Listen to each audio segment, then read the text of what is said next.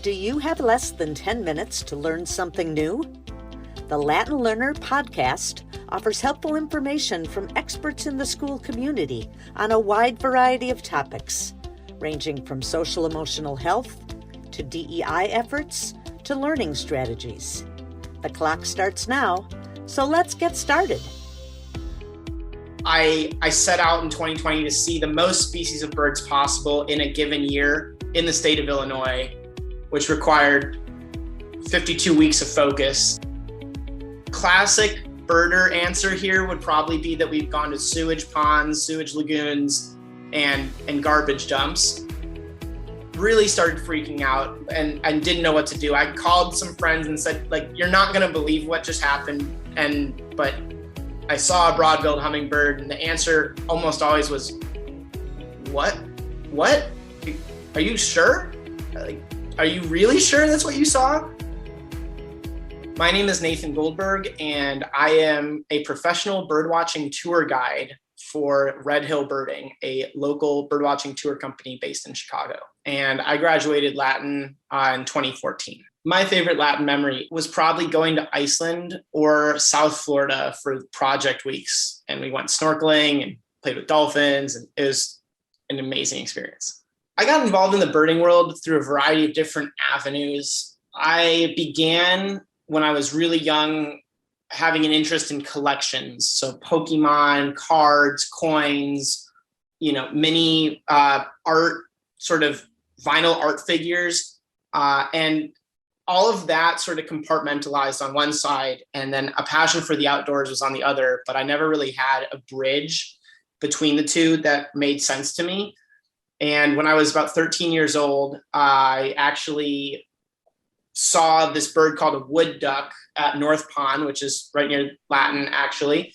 And it blew my mind, and I realized that there were way more birds than I had ever recognized, and started sort of honing in on that and was really fascinated by that, and decided to dive in, buy a field guide, and explore the birding world. The farthest I've traveled to see a bird is a tough question because I've both driven sometimes over 10 hours one way to see a bird that I actually booked a flight to, and I actually flew down to Tucson to go see, including a quetzal and a rare bird called a crescent-chested warbler, and was able to see both, which was amazing. Over the last 12 years, I've worked on a variety of different projects through the avenues of birding. One was in college. I ran down to New York City to see a rare bird in Central Park, and it was there. I looked at it. It was great. Unfortunately, though, it's a very difficult species to identify and often requires genetic material. And though the bird was cooperating, there was no way that we would have actually been able to catch it, sequence its DNA, et cetera. But I opportunistically collected a sample from it. It deposited a fecal sample for us. For those that aren't aware of what fecal samples are, the bird pooped. And I collected the bird's poop, put it in a bag, took it to a freezer. Long story short, ran the poop through a DNA sequencing project, and actually was able to figure out what species it was, and got published and helped contribute to the record of New York bird knowledge. It was the first record confirmed of what is known as a Pacific slope flycatcher. And that was really cool.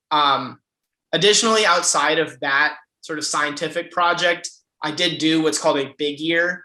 I set out in 2020 to see the most species of birds possible in a given year in the state of Illinois, which required 52 weeks of focus and intense driving and stamina, et cetera. But I was fortunate enough to be able to break the record and set an all-time high record for the state. And that was really, really fun. Craziest place I've gone to see a bird is a tough one. I've been to a lot. The classic birder answer here would probably be that we've gone to sewage ponds, sewage lagoons, and garbage dumps. Those smells attract birds and they push away humans. But birds are often there, so that's always fun. What a life list is the total species of birds that you have seen in your life over your entire lifespan. we do have life lists as birders for smaller regions and larger regions. So my life list would be the world. Then there's my United States list, my lower 48 list. I have an Illinois list. I have a Cook County list. Some people I know have a zip code list. My life list is 1,230 species total, which is only what I would argue a fraction of the world's birds. There's over 10,500 species, and that list is ever growing. I'd say my best bird story happened very recently in May. I was out bird watching on the northwest side of Chicago at what's called LaBaugh Woods. It's a forest preserve in Cook County. And I was with a client looking and photographing various birds, and out of nowhere spotted this hummingbird.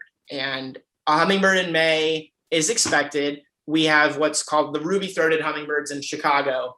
But the moment I got my binoculars on the bird, I immediately lost my mind, could not control myself. I freaked out. The bird that I saw in my binoculars had a bright red bill, blue-green body, and was like this deep sort of almost purpley color, which none of these characteristics fit a ruby-throated hummingbird, but they do fit what's called a broad-billed hummingbird, a species found in southeast Arizona into the mountains of Mexico. 1,500 plus miles away from here. So very, very unexpected, off our radar. And what was even more fascinating was the bird wasn't coming to a hummingbird feeder.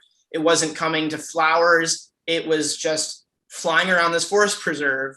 And unfortunately, when I first saw it, I identified it, and then I failed to get a photo and the bird flew away. And, talking about being prepared, I was not. And really started freaking out and didn't know what to do. I called some friends and said, you're not going to believe what just happened. But I saw a broad-billed hummingbird, and the answer almost always was, what? Are you sure? Are you really sure that's what you saw? I was like, yes, but it's gone. I don't know what to do. Long story short, the bird ended up coming back, got some photos, got the word out. Everyone shows up. I left, but I heard that over 400 people showed up within 3 hours by when I actually put the message out that we had refound it. And it turns out we found the flowers the bird was feeding on, and it stuck around for 8 days. And I had friends that came up from St. Louis, from Southern Illinois. People came in from all over the state to see this bird. And it's actually only the second time one's been available for us to look at in the state as bird watchers. It's the third ever record, but the only one that anyone ever could go see was in 1996 in November. And mind you, I was born in May that year. So I don't think 6 months old Nathan was going to look at a broad-billed hummingbird. But aside from that, there was one that showed up at a feeder in a yard, and the homeowner didn't let people go. And so this sort of reopened that opportunity, and it was amazing to share that sighting with so many people, and it was so cool. I would say to always be prepared for birding, and I guess what I mean by that is have your camera ready to go, charged, batteries ready, camera cards in case you take too many photos, have your binoculars ready, your telescope ready, your car should have gas in it. I always have hiking boots in my trunk. I have rain boots in my trunk. I have a shovel. I've got jumper cables, anything that you could imagine you may need. I've legitimately gotten news about a bird while I've been asleep in bed and out the door in 10 minutes. One skill that I've really learned through my time at Latin was the skill of communication and perceptively understanding that other people may be coming at something from a different angle. Everyone has their own approaches to how they do things, but if we're all in the field together, or let's say I'm guiding a tour and people are feeling some type of way about something that we're doing, making sure that they feel comfortable communicating that to me and ensuring that they feel like they're being listened to and that I'm responding appropriately to them, well-mannered, but also with direction, if you will, is something that I've definitely found really useful and that I've honed skill-wise for a long time. I guess one thing I would say to my high school self would be when you think that you need to have an answer for what you want to be when you grow up or what you want to do in your future, whether it's college or afterwards, recognize that that pressure is often not self-created, that it's coming from external factors, whether it's, family and friends or just societal pressures. And that's not to say that you shouldn't think about them, but that the time that you spend reflecting about what makes you happy will always be more important and get you further than just following this endless chain of instruction that you think may be helpful, but may actually just be there as a stepping stone, but not actually forming a path. Thank you for joining us for this episode of the Latin Learner Podcast.